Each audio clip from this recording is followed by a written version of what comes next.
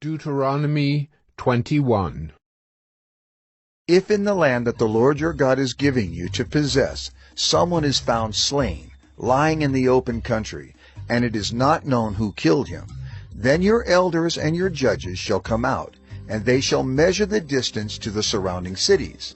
And the elders of the city that is nearest to the slain man shall take a heifer that has never been worked, and that has not pulled in a yoke.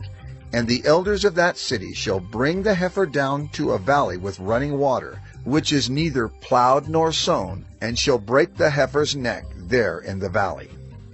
Then the priests, the sons of Levi, shall come forward, for the Lord your God has chosen them to minister to him and to bless in the name of the Lord, and by their word every dispute and every assault shall be settled.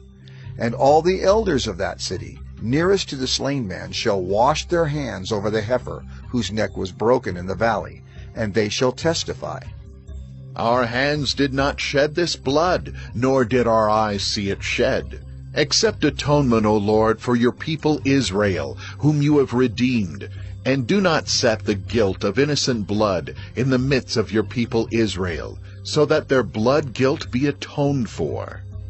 So you shall purge the guilt of innocent blood from your midst when you do what is right in the sight of the Lord.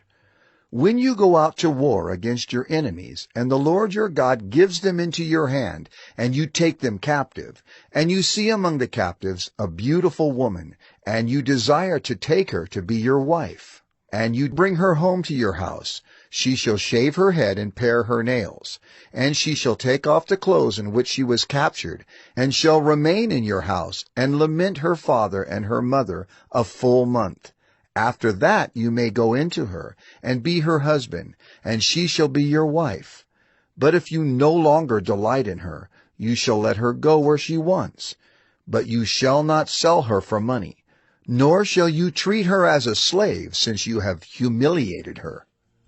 If a man has two wives, the one loved and the other unloved, and both the loved and the unloved have borne him children, and if the firstborn son belongs to the unloved, then on the day when he assigns his possessions as an inheritance to his sons, he may not treat the son of the loved as the firstborn in preference to the son of the unloved, who is the firstborn.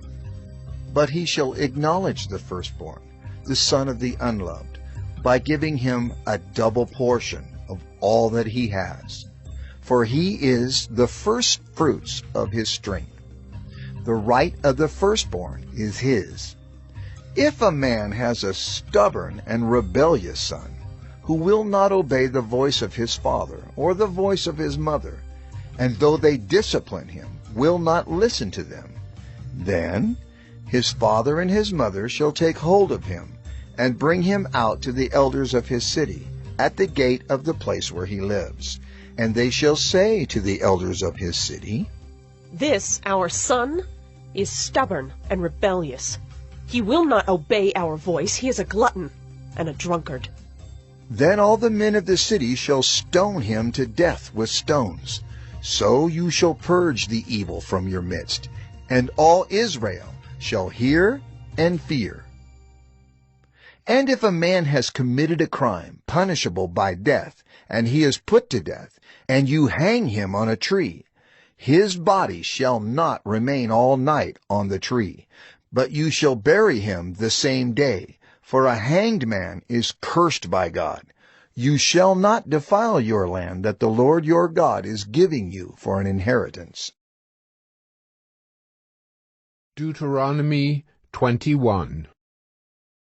If in the land that the Lord your God is giving you to possess, someone is found slain, lying in the open country, and it is not known who killed him, then your elders and your judges shall come out, and they shall measure the distance to the surrounding cities. And the elders of the city that is nearest to the slain man shall take a heifer that has never been worked, and that has not pulled in a yoke.